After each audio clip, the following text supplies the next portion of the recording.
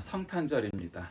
기쁜 성탄절이고, 그래서 우리가 서로 이렇게 성탄을 생각하면서 하면 좋은 기억이 있습니다. 지금은 사실 많이 덜합니다. 그래도 우리 어렸을 적의 크리스마스는 가난했기도 했지만 지금보다는 훨씬 더 축제, 온 국민이 축제 분위기였습니다. 신자든 비신자든 성탄이 굉장히 아주 기쁜 날이었고 즐거운 날이었고 여러 가지가 그랬습니다. 성탄을 생각해 보면은 몇 가지 떠오르는 게 있습니다. 뭐 가장 먼저 떠오르는 거는 선물이겠죠. 어렸을 적에 처음에는 산타크로스 할아버지가 갖다 주는 줄 알았다가 나중에는 부모님이 준비해 주시는구나. 어쨌든 신자든 아니든 크리스마스에는 아이들한테 선물을 해야 되는 것은 요즘 말로 국룰이었습니다. 아무리 가난했어도 작은 선물 하나쯤은 주었고, 그래서 머리맡에 빨간 양말 하나쯤은 걸어 놓는 것이 모든 어린이의 소망이었죠. 선물, 그리고 또 두 번째로 생각나는 건 캐롤이죠.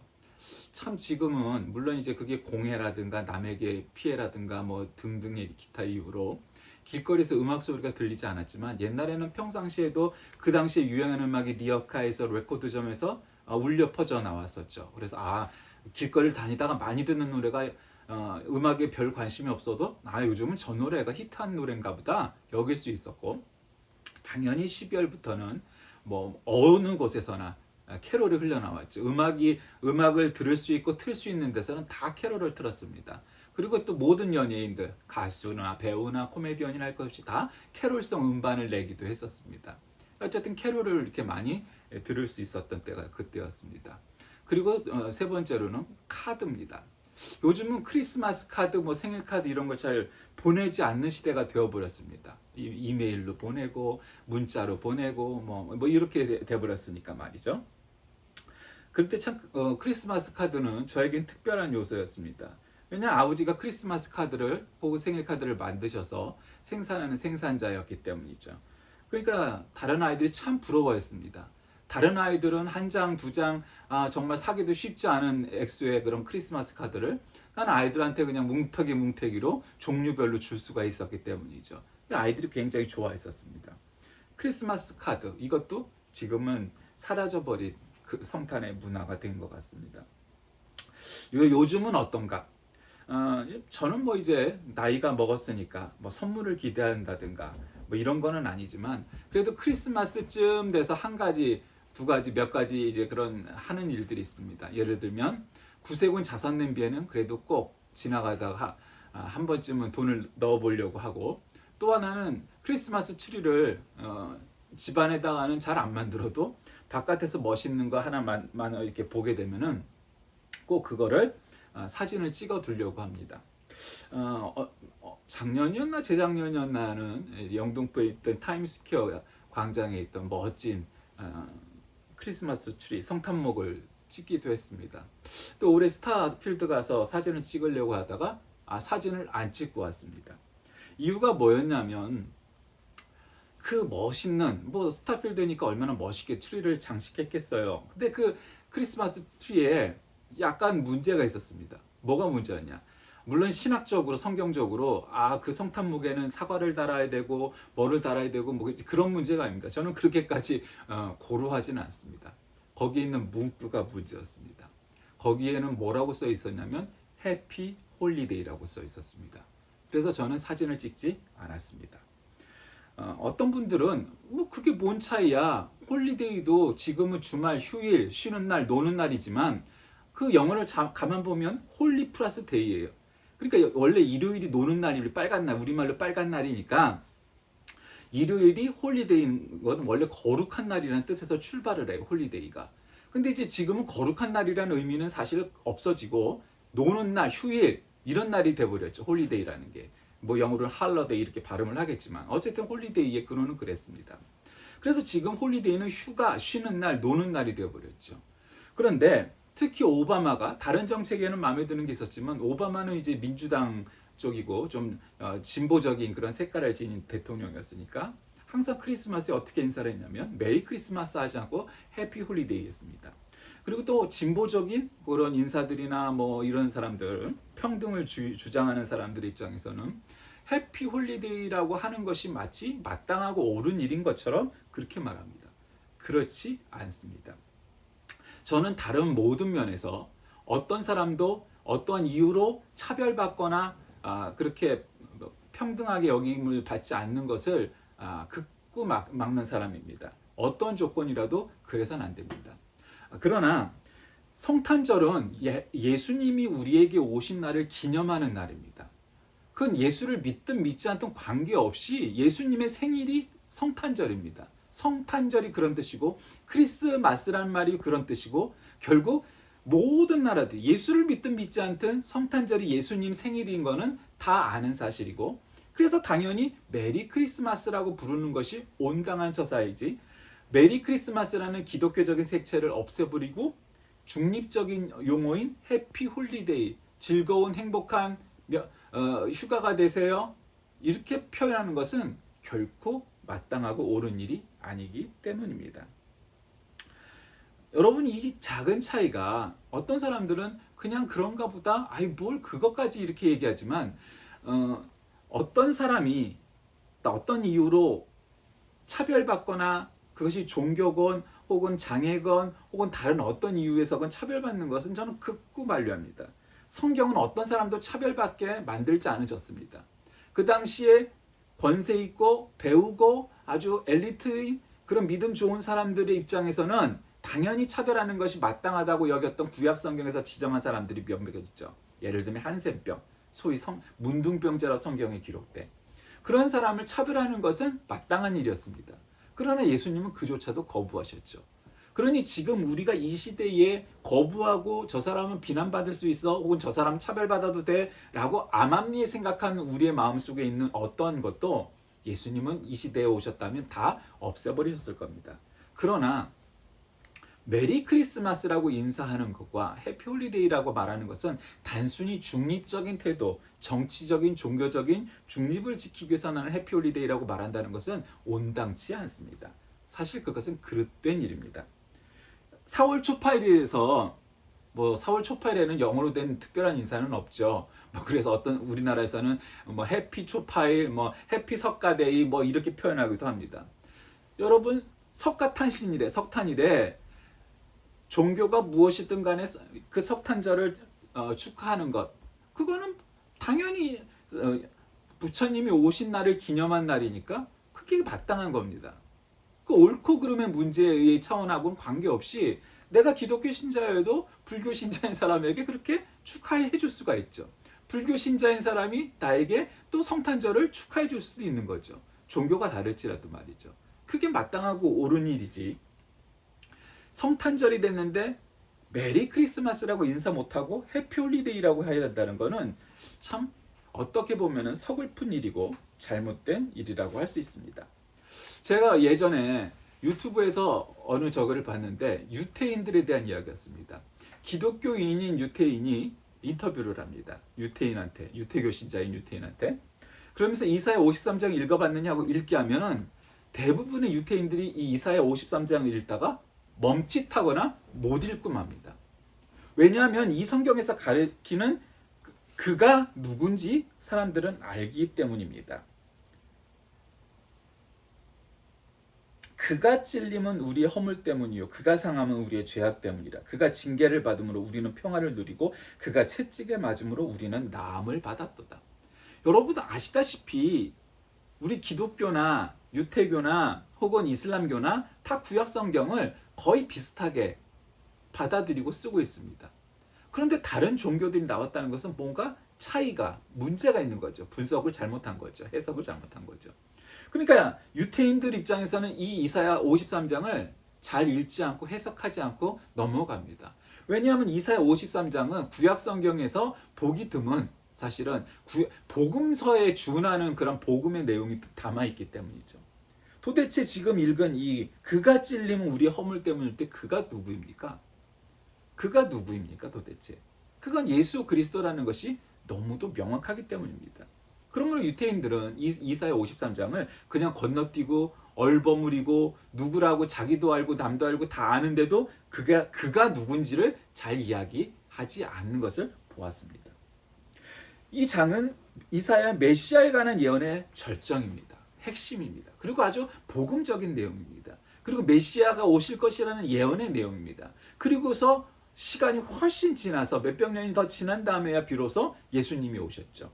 근데 여기서 그가 찔림을 받고 뭐 이렇게 얘기하는가? 어떤 사람들은 앞으로 올 메시아에 대한 이야기겠지 와 같이 이 유대인들의 입장에서 얘기하지만 그렇지 않다는 것을 유대인들 스스로 보여줬습니다. 많은 사람들이 이 이사야 53장을 제대로 읽지도 못하고 아예 이사야 53장이라는 내용을 듣고 아예 말하지도 못하는 것을 보았기 때문입니다. 여러분, 이 이사야 53장 예수님께서 우리에게 오셔서 우리를 구원할 것이라는 아주 분명한 메시지를 주시고 계십니다. 우리는 이사야 53장은 메시아를 어떻게 그립니까? 연약한 인간이 있고 버림당하는 모습이 나오고 순진한 양이 나오고 이러면서 메시아의 모습을 마치 연약한 인간, 버림당하는 모습, 순진한 양 이렇게 그리고 있습니다. 완전하신 하나님, 완전하신 신, 완전하신 인간의 모습을 입고 오신 그러한 예수 그리스도의 모습 말입니다. 그래서 그 메시아가 우리에게 오셔서 인간의 허물을 없애시고 인간의 죄악을 말소시키시고 그렇게 합니다. 그러나 인간은 뻔뻔하죠. 인간은 계속해서 그 사랑을 받아들이지 않고 오히려 핍박하고 그리고 예수님을 십자가에다 달고 그렇게 하는 것이 인간의 모습이었죠. 그렇게 했다는 내용이 다 나옵니다. 우리가 너무도 잘 아는 예수님의 구속사의 내용, 하나님이 직접 우리에게 아기 예수로 오시고 뭐 이런 거죠. 혹자는 또 그런 얘기합니다. 며칠 전에 이틀 전인가요? 동지였죠. 그리고 이 동지는 특정 원시 종교의 종교 기념일과 연관이 되어 있습니다. 그런데 뭐 종교와 관계없이 동양이나 서양이나 이 동지는 특별한 날입니다. 하지와 더불어서. 왜냐하면 동지라는 건 1년 중에 해가 가장 짧은 날이죠. 근데 1년 중 가장 짧은 날이라는 건 그날부터 제로가 돼서 그날부터 낮이 조금씩 길어지는 날입니다. 점점 밝아진다는 거죠. 점점 해가 길어진다는 거예요. 그러니까 동양이든 서양이든 종교와 관계없이 동지와 하지를 중시했습니다. 그래서 우리도 동지 팥죽이라는 걸 먹고 뭐 작은 설이라고 하고 뭐 어쩌고 저쩌고 했었잖아요. 그럼 예수님이 정말 12월 25일 날 오셨냐? 그건 성경에 기록되어 있지 않아서 정확하지 않습니다. 다만 요때쯤 오셨다는 것은 성경학자들의 연구 결과로 얻을 수 있습니다. 그런데 문제는 동방정교회라고 말하는 그리스, 그다음에 러시아, 동유럽이 중심이 된 이 그리스 정교회, 동방정교회는 성탄절을 12월 25일로 하지 않죠. 1월 6일 뭐 이렇게 뭐 어떤 나라에 따라서는 뭐 그 다음 날쯤으로 이렇게 잡는 그런 종파들이 있습니다. 왜냐하면 동방정교회는 각 국가별로 총대주교가 따로 있거든요. 그러니까 조금씩 차이는 있어도 어쨌든 주현절, 우리로 얘기하면 주현절쯤에 성탄절을 여깁니다. 근데 이제 그 근거는 뭐냐면 이제 주현절, 공현절, 현현절 뭐 이렇게 달리 불러도 어쨌든 보통 주현절이라고 하니까 그렇게 부르겠습니다만 예수님께서 동방박사를 만나게 된 날, 그래서 세상에 알려진 날, 그래서 주현절입니다. 공현절 뭐 이렇게 말하는 거, 그리고 이제 목자들을 만난 날, 이런 것들이 다 이제 그때라고 여긴다는 거죠. 그걸 이제 해갖고 크리스마스를 그때쯤이라고 여기는 겁니다. 그러니까 생각해 보세요. 우리가 지금 성탄절이라고 여기는 12월 25일부터 주현절까지의 기간은 사실 꽤 길지 않단 말이에요. 그러니까 이게 성경에 예수님이 매달 며칠 날 딱 오셨다, 아비벌 며칠에 오셨다, 뭐 이런 식으로 기록되었다면 정확할 텐데 성탄절의 날짜는 정확히 기록되어 있지 않아요. 그리고 이제 부활절도 이제 달력의 차이도 있지만 부활절도 마찬가지로 그런 부분이 있기 때문에 매년 달라지는 거죠. 음력을 기준으로 하기 때문에 그래요. 그러니까 어쨌든 뭐 지금은 뭐 그걸 논할 때는 아니니까 어쨌든 날짜가 그렇다는 겁니다. 그러면 날짜가 이 날이 정확지 않은데 그게 중요하냐? 어찌 말하면 사실 엄밀하게 말하면 기독교에서 가장 큰 명절이라고 부를 수 있는 것은 부활절입니다. 부활절은 어느 뭐 예를 들면 성탄절보다 훨씬 더 큽니다. 그런데 세속적인 세상 사람들 입장에서는 부활절은 뭐 별로 없죠. 우리 어렸을 때는 부활절 카드 거의 없었습니다. 부활절 카드가 있는 집은 우리 집밖에 없었어요. 왜냐면 카드를 만들었으니까. 우리는 부활절 카드도 있었습니다. 이제 미국식 전통이죠. 그러니까 부활절 카드도 있었어요. 그 신기해 여겼습니다. 이야, 부활절 카드를 다 갖고 있고 주고 하는 사람이 있네? 라고 말이죠. 그만큼 부활절이 가장 큰 명절이지만 일반적으로 세속에서는 부활절은 뭐 그닥 그렇게 와닿지 않습니다. 그런데 유독 성탄절만 되면 젊은이들을 중심으로 해서 연인들이 만나고 뭐 잔치하고 파티하고 하여튼 뭐 난리가 나는 날이 성탄절이죠. 그래서 성탄 전야 크리스마스 이브에는 모든 게 다 따블을 받아도 정상인 것처럼 여겨지기도 했습니다. 심지어는 아주 인기 많고 한 음식점이나 뭐 이런 데는 세배를 받아도 누가 뭘 하지 않을 만큼 그렇게 아주 뭐 정말 난장이었습니다. 그게 성탄절이라고 여기죠. 근데 문제는 우리가 예수를 믿든 믿지 않든 이 성탄절이 예수님의 생일이다, 한마디로 쉽게 얘기해서 라는 것을 부인하거나 뭐 막아설 이유가 하나도 없습니다. 그 날짜가 어쨌느니 저쨌느니 하는 것은 따지려고 작정한 거죠.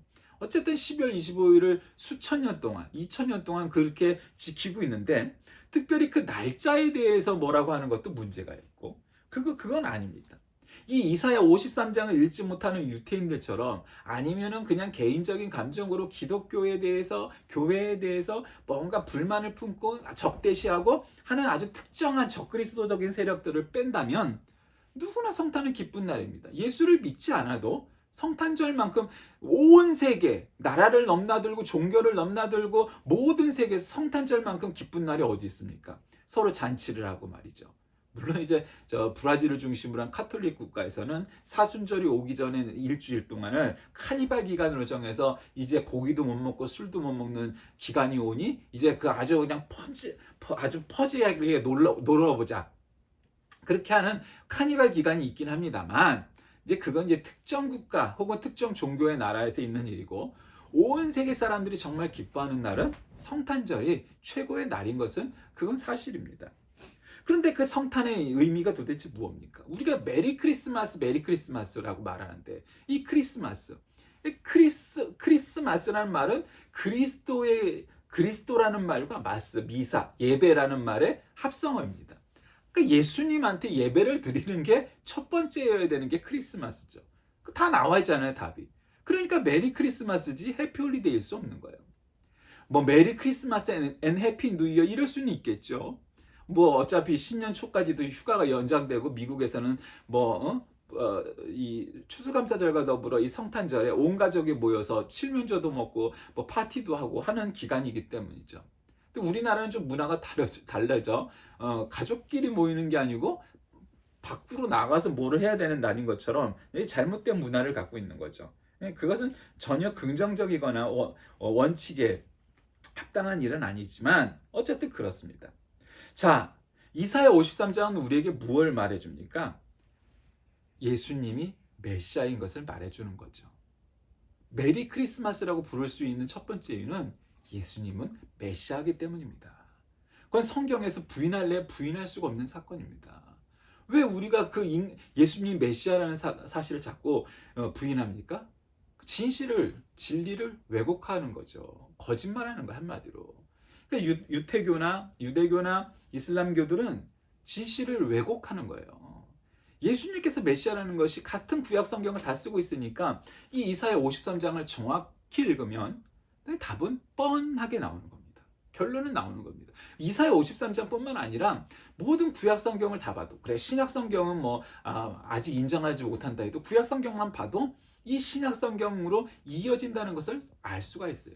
그래서 유태인이면서 기독교인으로 개종하는 사람들이 늘어나고 있는 것은 바로 그런 까닭입니다. 아무리 봐도 도그마화한 유태교와 달리 이 기독교의 신학과 해석이 옳다는 것, 예수님이 구세주라는 것이 맞다는 것을 인정하는 사람들이 나오기 때문입니다.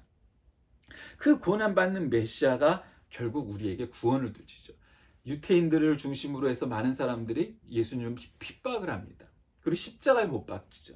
그래서 우리 죄를 대신해서 십자가에 달리는 고난을 3년 내내 겪다가 특히 마지막 고난주간에 당하시면서 결국 십자가에 달리시죠. 그리고 부활하시고 또 승천하시기까지 그런 고난받는 메시아 행동이 이미 이렇게 오래전 이사야 선지자에 의해서 기록되어 있습니다. 그런데 예수님은 묵묵히 그것을 따르시고 결국 구세주가 되시죠. 여러분, 그게 성탄의 목적입니다. 성탄절날 아까도 말씀드린 것처럼 우리가 선물을 주고받고 하는 것들이 보통 일반적인 일들이죠. 성탄절에 선물로 우리에게 오신 분이 바로 예수님이십니다. 여러분은 예수님께 성탄절에 무슨 선물을 준비하셨습니까? 뭐 어떤 물건이나 어떤 뭐 얼마짜리라든가 그런 의미가 아니라, 물론 그런 거 준비해도 되죠. 그래서 어떤 교회들은 선물을 하나씩 갖고 와서 그것을 불우이웃이라고 부르는 분들한테 나눠주고 함께하고 하기도 하지 않습니까? 도대체 여러분은 예수님에게 어떤 선물을 준비하셨습니까? 선물이랄 게 없는 그런 삶을 살고 그런 믿음으로 살아가고 있습니까? 아니면 드릴 만한 선물을 준비하셨습니까? 진정한 메리 크리스마스가 되기 위해서는 선물을 받는 데서 끝나지 않고 또 선물을 준비하고 주는 그러한 삶이 되는 것이 진정한 메리 크리스마스라고 할 수 있을 겁니다. 여러분, 이 시대에는 코로나19, 뭐 전쟁의 기운, 뭐 어디서 전쟁이 일어날 것이다, 대만이다, 우크라이나다, 위그르 티벳이다, 어디저기 여기저기서 전쟁의 소문이 점점 늘어나고 있습니다. 이런 걸 보면 세상의 종말의 때가 점점 가까워진다는 것을 알 수 있습니다. 이제 정말 큰 전쟁이 나면은 모두가 파멸될 수밖에 없는 큰 전쟁이 일어날 수도 있겠죠. 그럴수록 우리는 세계 평화의 메시지, 메리 크리스마스의 정신, 그와 같은 인사를 서로 나눔으로 인하여서 차이에도 불구하고 서로 싸우지 않고 전쟁하지 않고 풀어낼 수 있는 지혜와 그러한 노력이 필요할 것입니다. 말씀을 정리합니다. 우리가 메리 크리스마스 이렇게 말하고 인사하는 것은 참으로 기쁜 일입니다. 얼마나 좋은 때입니까? 그런데 우리가 정말 진정한 메리 크리스마스 이렇게 인사할 만한 그런 때이 있고 또 정말 그래야만 하는데 정말 우리가 그 진심으로 그리하고 사는지 그것은 스스로 자문자답해 봐야 될 겁니다. 하나님께서 종의 생명을 희생 제물로 삼으셨다는 말은 예수님의 삶이 하나님의 진노를 가라앉혔다는 의미가 아니라 죽음으로 정점을 이루는 그의 삶이 죄를 위해 희생되었다는 뜻입니다. 예수님의 죽음과 부활을 통해서 성도들은 새 생명을 누리게 되고 그분을 따라 우리도 부활하게 된 것이고 부활하게 될 것입니다. 진리란 것은 어떤 도그마한 이데올로기아한 그런 것이 아닙니다. 진리를 배웠으면 실제 삶에서 그렇게 적용되어야 합니다. 믿음이 있는데 믿지 않는 사람과 똑같은 판단과 생각을 한다면 그것은 진정한 믿음이 아니죠. 교회에서만 주일날에만 그리스도인으로서 삶을 살고 세상에 나아가서 사업장에서 학교에서 집에서 아니라면 그건 진정한 신자가 아닐 겁니다. 이런 점에서 우리가 예수님을 믿었다면 모든 삶이 변화가 되고 예수님처럼 예수님이라면 어떻게 할 것인가를 늘 자문자답하고 그리 살아야 할 것입니다. 2000년 전 이 땅에 오신 예수님은 그냥 오신 것이 아니죠. 죄가 있어서 이 땅에 온 분도 아닙니다. 죄 없는 하나님이시고 또 완전한 인간의 구원을 위해서 이 땅에 오신 또한 사람이셨습니다.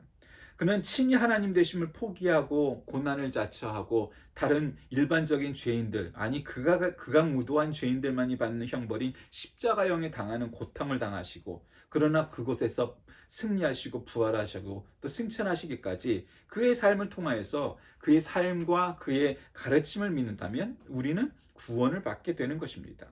그분의 그러한 놀라운 사역, 구원 사역과 삶이 오직 감사 외에는 드릴 것이 없는 그러한 삶을 살다가 가셨죠. 바로 그분이 오신 날이 성탄절, 크리스마스입니다. 우리가 무엇을 기다리기보다 이 성탄절의 참된 의미를 깨달으며 예수님께 무슨 선물을 드리는 삶이 될까 먼저 생각한다면 세상 사람들이 말하고 흥청망청하며 이 성탄의 의미와 목적을 왜곡한 채 즐기는 그런 삶이 아니라 이 성탄절에 걸맞고 예수님께서 오신 목적을 깨달으며 그 의미를 구현하고 그 말씀대로 살길 작정한다면 이 성탄절이 진정한 의미가 있게 될 것이고 진정 메리 크리스마스 인사하는 귀한 삶이 될 것입니다. 우리 모두 이렇게 메리 크리스마스 이렇게 인사할 수 있는 저와 여러분이 되시길 주의 이름으로 간절히 기도드립니다. 살아계신 하나님, 성탄절을 맞이하여서 하나님 앞에 온전히 우리의 삶과 우리의 믿음을 헌신하고 선물로 드리게 하시고 하나님 앞에 온전히 하나님의 자녀로서의 삶을 살아가는 저와 우리 모두가 되게 인도하여 주옵소서. 예수 그리스도의 이름으로 간절히 기도드립니다. 아멘.